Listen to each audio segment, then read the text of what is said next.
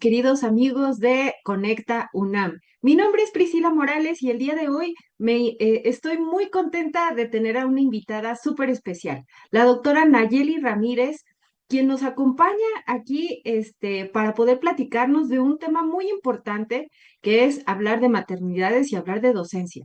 Dos de las situaciones más complejas que podemos tener en este escenario actual. Pero sobre todo también vamos a hablar de temas de justicia, cómo ser más justos con nuestras personitas que están maternando en casa, ¿no? Cómo poder ser más justos también con nuestras profesoras que amablemente comparten su conocimiento con nosotros, ¿no? Pero también cómo ser más justos, sobre todo con las personas que están maternando y también se encuentran realizando el ejercicio de la docencia. ¿Cómo te encuentras, doctora Leti Nayeli Ramírez, en esta bonita tarde con nosotros? ¿Cómo estás? Muy bien, Prisi. Muchísimas gracias, maestra Priscila, por la invitación. Estoy muy honrada de poder compartir con ustedes este espacio que espero lleguen a muchos escuchas, a muchos oídos que nos están, pues sí, escuchando a lo largo de toda la transmisión y pues que se queden con nosotros a reflexionar, a cuestionar este tema tan importante en cuestión de igualdad de género, en cuestión también de derrame económico para el país y de políticas educativas. Perfecto, muy bien. Pues, doctora Leti, ¿por dónde te gustaría que comenzáramos? Realmente creo que es muy importante que hablemos de las maternidades. Vamos a comenzar por ahí porque acabamos de celebrar en nuestro país el Día de las Madres, ¿no? Entonces, este día que es un día bastante honorable aquí en nuestro país, todos en nuestra casita celebramos a nuestras mamás, tanto las mamás que se encuentran con vida como las mamás que ya no están, también se honra su memoria, ¿no? Pero pues realmente esta celebración tiene ya algunos años acompañándonos en nuestro país, ¿no? Y estamos también por celebrar en unas horas el Día del Maestro, ¿no? También un día que nos acompaña desde que somos pequeñitos y que le regalamos la manzanita, las flores a nuestros profesores, eso se veía mucho antes, pero ahora, ¿qué les estamos regalando a nuestros docentes, ¿no? Tanto como padres de familia, como a estudiantes o incluso como compañeros de ejercicio de docencia que nos estamos regalando entre nosotros. Entonces, Leti, me encantaría que pudieras platicarnos sobre estos retos que están enfrentando las maternidades, ¿no? Sobre todo también cuando hablamos de un tema de igualdad, ¿no? De tareas incluso domésticas, esta parte del equilibrio profesional. Esta incursión de la mujer en los terrenos laborales. Leti, nos encantaría que nos pudieras platicar tu perspectiva con respecto a la maternidad y, ¿por qué no, que nos pudieras compartir alguna experiencia? Claro que sí. Pues bueno, como bien comentas, esta parte de las cifras, de las estadísticas, es muy importante para entender la complejidad de estas problemáticas en México.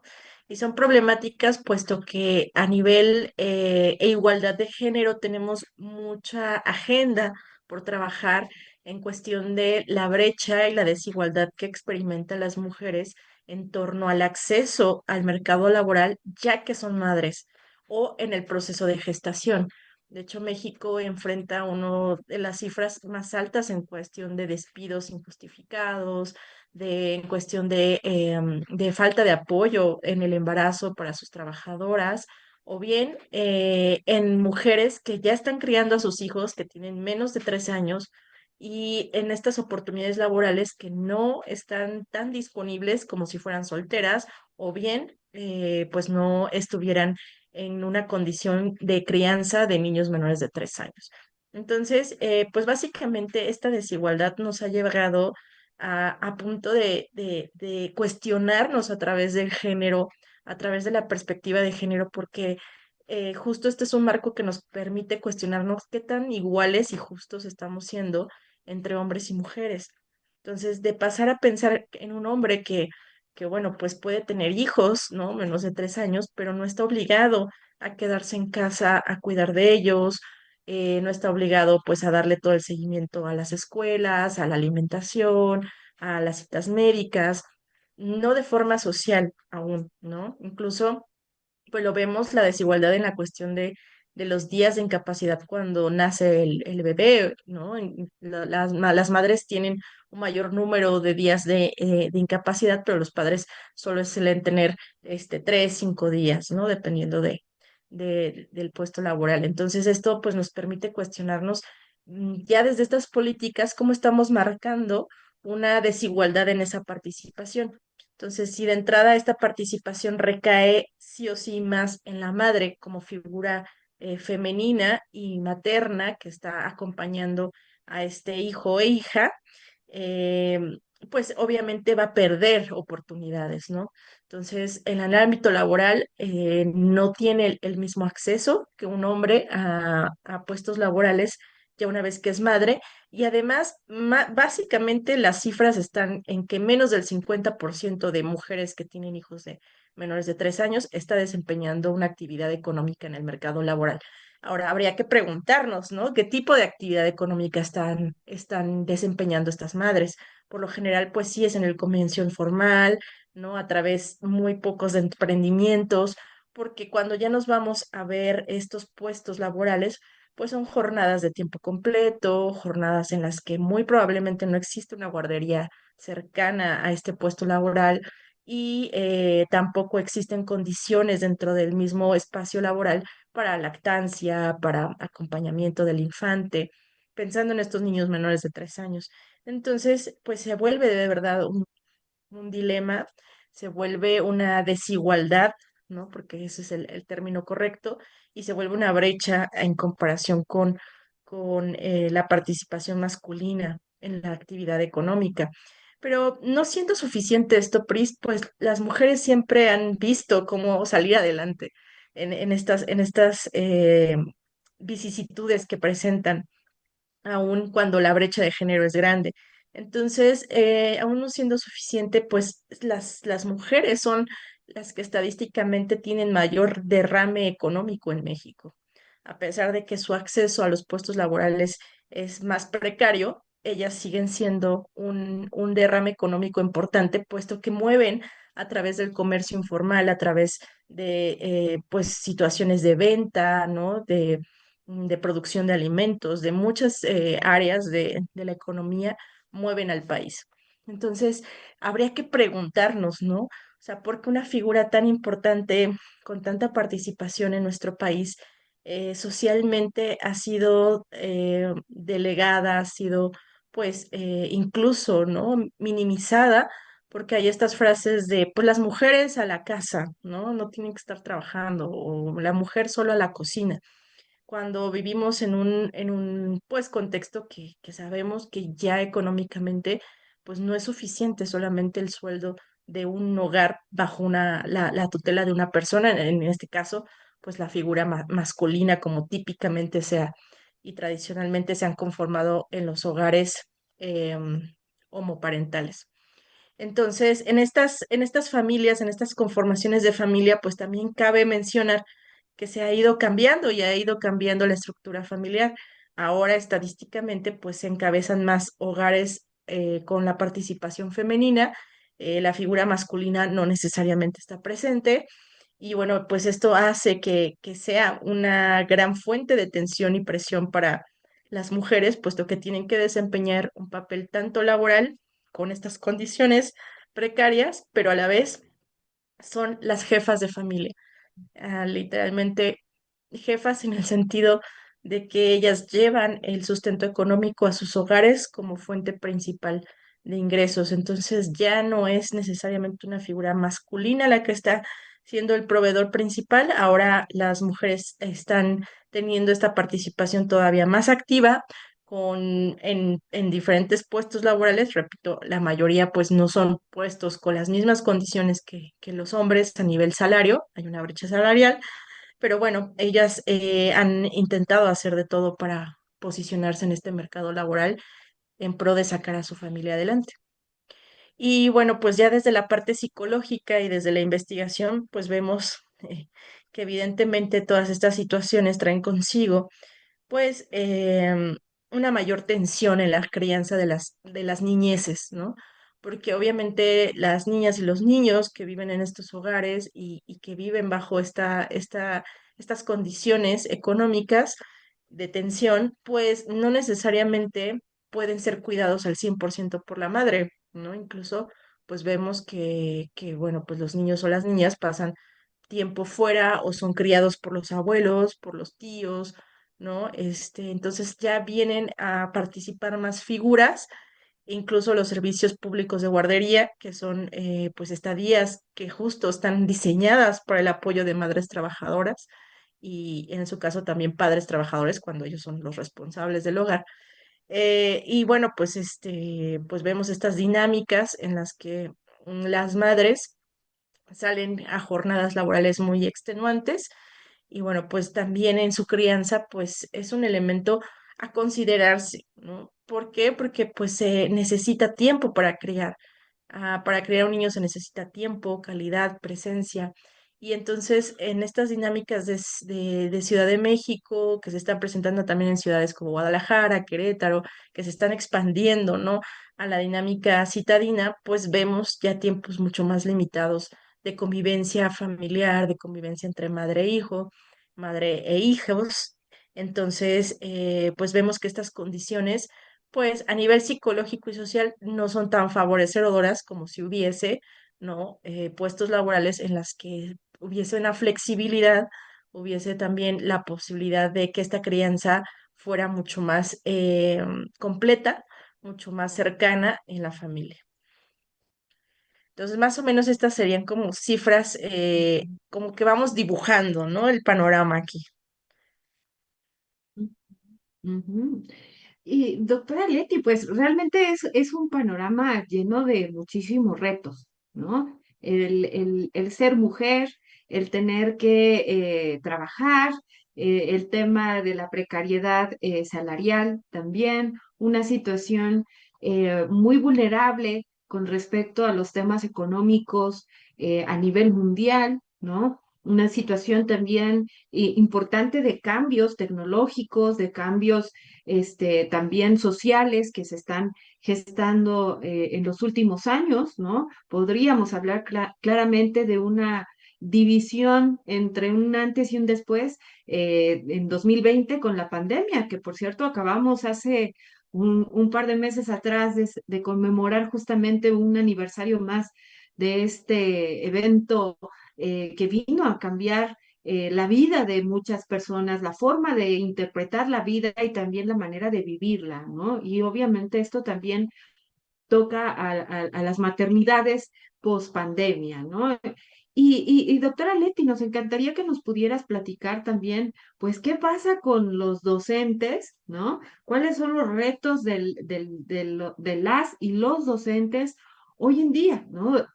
Vemos claramente que también están inmersos en estas condiciones que hablábamos hace un ratito para las maternidades y podemos hablar que también un docente está bajo un esquema social, político, económico, adverso, ¿no? Con una situación de cambios tecnológicos, digitales también, ¿no? Leti, seguramente tú sabrás que aquí en el estado de Querétaro hace unos meses atrás, pues se evitó el uso de celulares en niños menores de 13 años en las escuelas. Se está prohibido usar los celulares y bueno, pues esto ha generado también la inquietud de algunos padres de familia.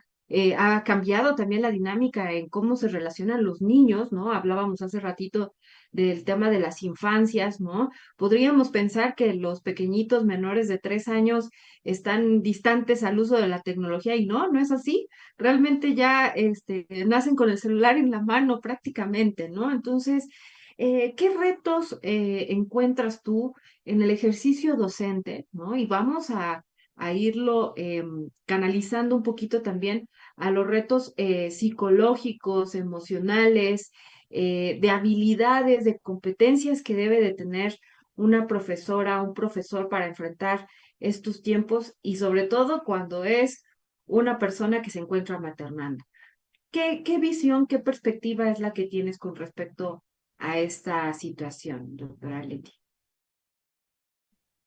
Muy buena pregunta, Pris. Es una pregunta detonadora en muchos sentidos y me recordó ahorita justo a Paulo Freire un poco, ¿no? Este pensador que yo creo que se adelantó bastante a su época porque pues justo habla del pensamiento crítico, ¿no? Del cuestionarse, de mucho como las maestras, no como mamás, sino como pensadoras que están formando a las niñeces en esta reflexión crítica, ¿no? De la vida, también acercándolas a los valores, ¿no? A muchos aspectos subjetivos que, como dices, se convierte en una extensión de la familia, pero vista no tanto como en este sentido maternal, dice él, ¿no? De mamá consentidora, sino más bien como una maestra que cuestiona el sistema, que cuestiona sobre todo su papel, ¿no? Y su influencia en los niños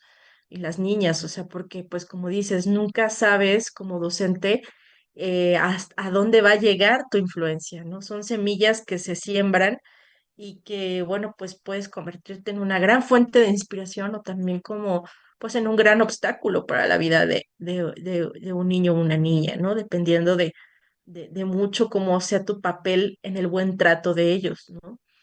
Y creo que esto es importantísimo porque lo que dices de la tecnología, pues nos ha restado en la parte de valores humanos, nos ha restado humanidad. Hay pues grandes cuestionamientos, muchas, incluso algunas teorías dicen que la educación está en crisis, que las carreras de educación van a desaparecer, ¿no? Que la educación ya no es como un punto importante para las universidades o los centros educativos, porque justo pues estamos viendo una época en la que la inteligencia artificial está ocupando gran parte de los puestos laborales que, bueno, pues que empiezan a ser sustituidos, ¿no? Entonces hay como mucha inquietud, ¿no? Que hasta qué punto la docencia puede convertirse pues en esto, ¿no? En plataformas en donde se suben contenido, videos grabados y ya está, ¿no? O sea, no hay necesidad de una figura presencial que esté acompañando. O sea, incluso ya se va a ver como algo costoso, ¿no? Podría aparecerse dentro de estos pronósticos y estas investigaciones que se están haciendo como una figura que ya no necesariamente va a estar pues al mando de la educación. Ahora podemos tener a TikTok, ¿no? Tenemos acceso a YouTube, tenemos acceso a estas plataformas y vale la pena preguntarse, ¿no? ¿Desde dónde se están educando nuestras infancias, ¿no? En qué contenidos, en qué espacios se están educando? Y justo lo que tú comentabas, ¿no? Es congruente esta política de no acceso a celulares porque sabemos desde los lineamientos de la ONU, desde institutos de salud a nivel mundial, que el consumo de pantallas, o a decir consumo porque se vuelven adicciones, ¿no? Entonces, desde esta parte psicológica, yo sé que el término suena fuerte, pero las pantallas te vuelven adicto, ¿no? Entonces, se restringe su uso, no se recomienda el uso de pantallas en niños menores de 2 años, de ningún tipo, ¿no? Excepto videollamadas, ¿no? Que son lo que se puede favorecer, no porque no aplique ahí lo de la pantalla, sino porque estás interactuando con alguien más. Entonces, las videollamadas sí están permitidas. Lo que no esté permitido es el consumo de videos, ¿no? De redes sociales, de sobre todo TikTok, que bueno, a nivel neurológico tiene esta característica. Creo que ahora ya cambiaron un poco la reforma, pero se había pedido de que los videos no pasaran tan rápido de uno a otro, ¿no? Con menos de un minuto de espacio entre ellos. Entonces, es tan rápido que el cerebro a cierto nivel neurológico pues no le permite, ¿no? Como registrar tanta información y además es como esta velocidad que va alterando tus patrones de sueño, va alterando tu sistema nervioso, ¿no? Entonces trae como ciertas consecuencias a nivel adicción y a nivel aprendizaje también. Entonces, claro, ahorita toda la investigación está centrándose en ver los efectos de las pantallas en las niñeces y en el desarrollo humano, porque sin duda ya son parte de nuestra vida pero pues la invitación es que se use con moderación, que se usen con límites, que se usen de una forma, vamos a decirlo, mucho más pautada, mucho más consciente, ¿no? De para qué usarlo, en qué momentos usarlo. Por ejemplo, ¿no? Esta pregunta que hacen mucho papás y mamás, ¿qué momento es correcto para darle un celular a mi hijo o a mi hija? ¿No? Y quizá pareciera como una respuesta obvia en la modernidad, pero pues más bien sería, tu hijo o tu hija están listos para manejar todo el contenido que se ve ahí, tienen la educación, en este sentido, de consciente de lo que pasa en estas redes sociales, en estos contenidos de videos. Entonces, habría que cuestionarse muchísimo. No hay como una solución ahora, pero sí podemos cuestionarnos a través de estas investigaciones qué tan recomendable es el uso de pantallas a un nivel en el que el chico o la chica pase más de 5 horas, ¿no? Frente al televisor. O sea, ¿cuáles son los efectos de esto a nivel de aprendizaje, a nivel social, a nivel cognitivo, a nivel neurológico? Ujú. Claro, ¿no? Y doctora Leti, también esto pues genera pues ciertas también limitaciones, ¿no? Algunos docentes han hecho maravillas también con el uso de la tecnología, ¿no? Pero otros también se han visto limitados en un tema incluso de manejo conductual en las aulas, ¿no? Entonces, doctora Leti, nos encantaría que nos pudieras platicar un poquito de cuáles serían estos desafíos que están teniendo los docentes dentro de los espacios áulicos, ¿no? ¿Cuáles serían incluso las posturas adecuadas de los docentes para poder manejar no solo las conductas de sus estudiantes en el aula, sino también los corazones y las mentes de sus estudiantes, ¿no? Para poder impactarlos de manera positiva? Háblanos un poquito de qué podríamos hacer como docentes, pero también, doctora Leti, háblanos de nosotros como estudiantes, ¿no? Como estudiantes universitarios que seguramente nos están escuchando, nuestros queridos alumnos de la ENES, como estudiantes a lo mejor de prepa, ¿no? A lo mejor estás escuchando este programa porque quieres inscribirte a la ENES y quieres saber qué onda, ¿no? Cómo puedes llegar con tus profes, en un nivel licenciatura, ¿no? También un tema de qué hago si mis hijos, ¿no? Mis chiquitines están en primaria, en secundaria, ¿no? En prepa, como papá, qué tipo de relación debo de tener con el profesorado que atiende a mis hijos, ¿no? Pero también con el profesorado que se encuentra maternando, ¿no? Como estudiante, ¿qué puedo hacer para generar esta sensibilidad para poder compartir el espacio áulico con una o persona que se encuentra maternando, ¿no? Incluso como niño, ¿no? También la empatía se gesta desde los primeros años de vida, ¿no? Cuando entendemos cómo relacionarnos con los demás, ¿no? Y una de estas enseñanzas tendría que ser el cómo puedo comportarme de manera adecuada con una persona que se encuentra gestando, que incluso está maternando y tiene que impartir clase, ¿no? ¿Qué podrías decirnos al respecto, doctora Leti? Sí, justo es un tema muy interesante. Creo que es un tema que nos habla de la inclusión y esto que has dicho es clave, la empatía, ¿no? Vivimos en una modernidad, en una sociedad en la que la empatía cada vez es más precaria. Nuestros cerebros, lamentablemente, y nuestras sociedades están cada vez más desconectados, y sería como la metáfora, ¿no? De la vida humana en el sentido del buen trato, del corazón, del alma, y están más conectados a la parte, pues, superficial, inmediata, de recompensas inmediatas, ¿no? Entonces nos falta mucho trabajo como docentes, y como alumnos, ¿no? Como porque al final son parte de la misma comunidad. No podemos poner como el énfasis solo en una ecuación, porque nos falta ver toda la complejidad, ¿no? Del sistema. Entonces, me parece que tanto docentes como alumnos, como personal administrativo, como personal de limpieza de la institución educativa, ¿no? Y también la misma comunidad que está alrededor de la institución educativa forman parte de esta red de entendimiento de qué es lo que se necesita cambiar. Entonces, primero concientizar que el buen trato y la empatía, pues son aspectos que se entrenan, como bien dices, y que también se observan en la cotidianidad. No podemos exigirle a un niño o una niña que sea empático si como padre o madre no lo hacemos, o como docentes no lo hacemos.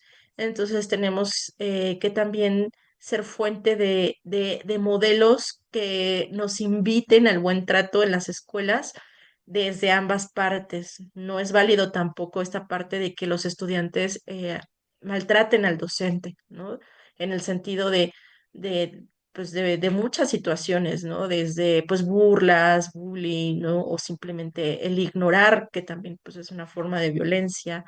Entonces, creo que todo este tipo de situaciones llevan a crear comunidades más conscientes del buen trato desde ambas partes, del docente a los alumnos y de los alumnos al docente. Me parece que sí, como te comentaba, estamos en una crisis muy importante de la educación. Los docentes se enfrentan y los alumnos también a este uso desmedido de las redes sociales, de los contenidos a través de plataformas y evidentemente eso nos desconecta de la parte humana.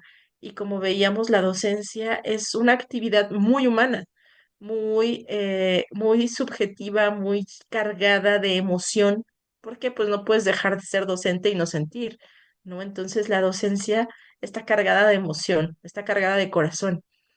Y bueno, pues creo que los docentes tienen que tener muchas herramientas para no caer en el burnout.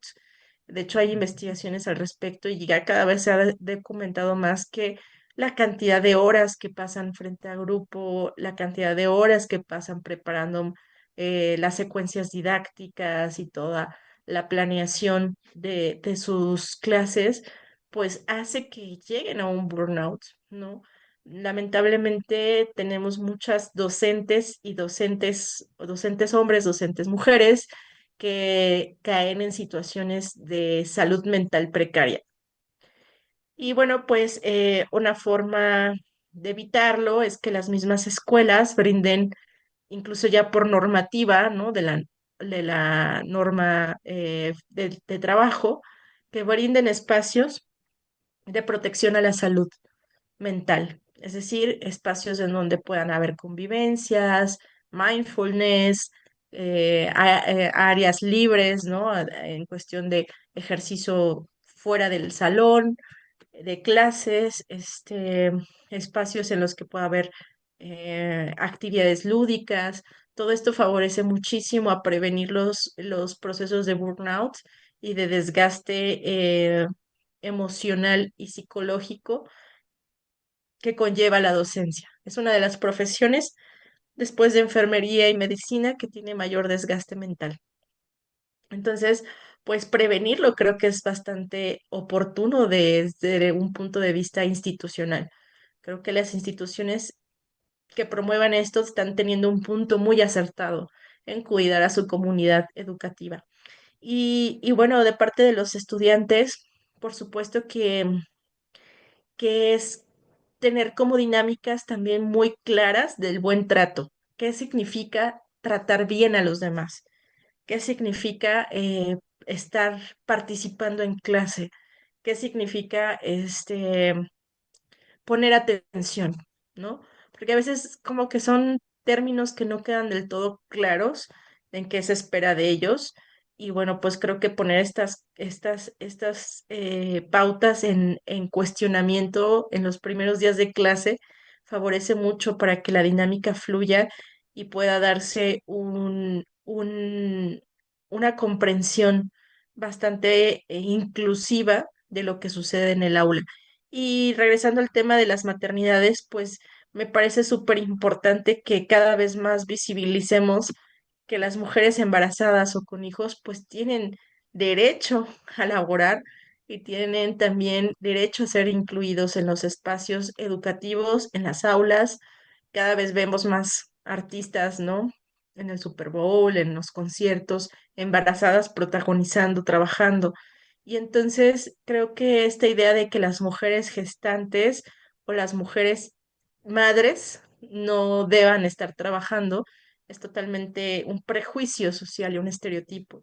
Entonces, enseñar a las infancias que pues desde el aula tienen que tener esta consideración, este respeto y además saber que pues tienen necesidades específicas, ¿no? Como mujeres gestantes y como mujeres que crían hijos, pues tienen necesidades específicas, tiempos, pausas, ¿no? Tiempos para lactancia y cuestiones que pues sí o sí deben ser em, respetadas en estos espacios académicos y de aulas inclusivas, así como cualquier otra condición, ¿no? Por supuesto, ya cuando hablamos de alguna neurodivergencia o alguna condición de discapacidad, pues también aceptar y concientizar que existe esta diversidad en el aula. Y creo que es algo súper, súper importante que igual en otro tema ya lo desarrollaremos, pero esta parte de la neurodivergencia es algo que no entendemos esta variedad, ¿no? Y al contrario, pues cuando encontramos un compañerito, compañerita que tiene alguna condición, eh, pues lo que hacemos es ignorar, ¿no? Hacer menos, apartarlo, ¿no? Apartarla. Y bueno, esta exclusión y esta segregación que se da dentro de las aulas, aunque estén dentro del aula, como tal, como miembros de esa aula, pues no se está llevando a cabo a través de la inclusión. Entonces, creo que es importante cuestionarnos que el hecho de que estén ahí en un espacio físico no significa necesariamente que estén siendo incluidos o incluidas.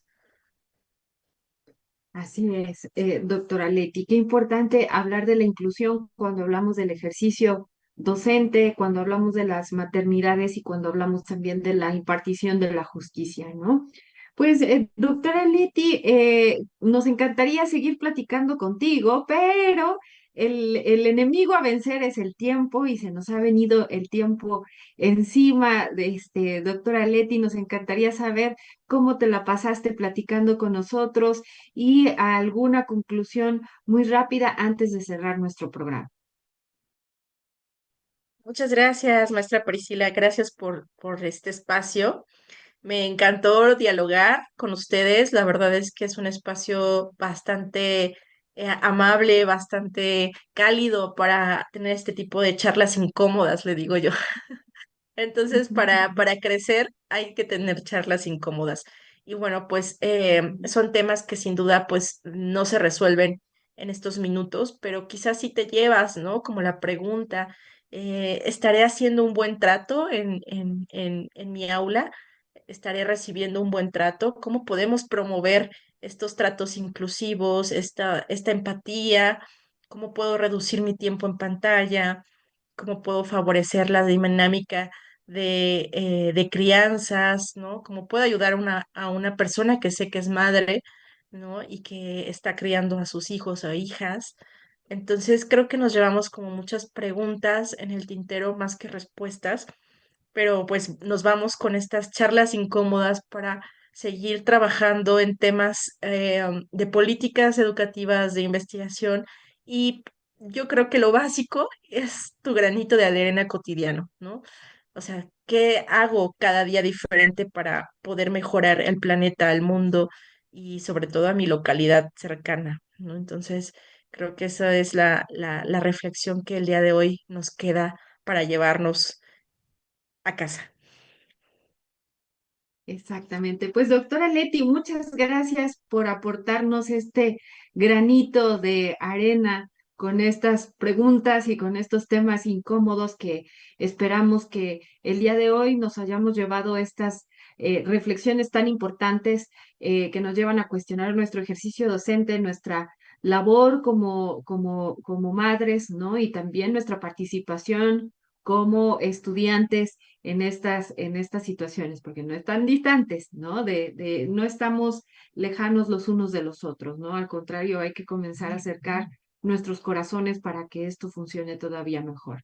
Pues bueno, queridos amigos radioescuchas, le extendemos la invitación a la doctora Leti para que nos acompañe más adelante en otro de nuestros programas. Por ahora, esta emisión ha concluido y esperamos que se la hayan pasado muy bien. Mi nombre es Priscila Morales, les enviamos un caluroso saludo y muchas gracias por acompañarnos esta tarde en la UNAM, la Universidad de la Nación. Muchas gracias.